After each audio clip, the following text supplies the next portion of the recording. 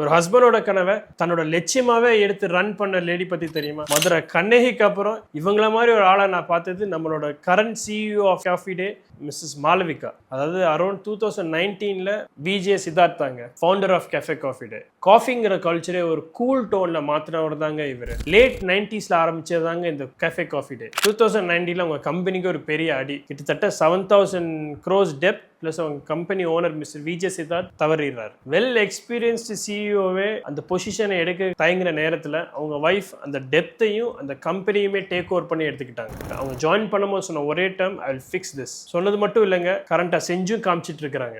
இவ்வளவு பிரச்சனைக்கு நடுவுலையும் இந்த கம்பெனியை இன்னும் ஸ்டேபிளா ரன் பண்ணி பிரச்சனையிலிருந்து மீண்டு வர்றதுக்கு முக்கியமான காரணமா இருக்குது மிஸ்ஸஸ் மாளவிகா. இது மட்டும் இல்லைங்க, அவங்களுக்கு ஒரு டைட்டிலே இருக்கு. அவங்கள மிஸ்ஸஸ் மாளவிகான்னு தெரியுதை விட சைலண்ட் வாரியர் சிஇஓன்னு சொன்னாதாங்க மேக்ஸிமம் இந்தியாவில் உள்ளவங்களுக்கு தெரியும்.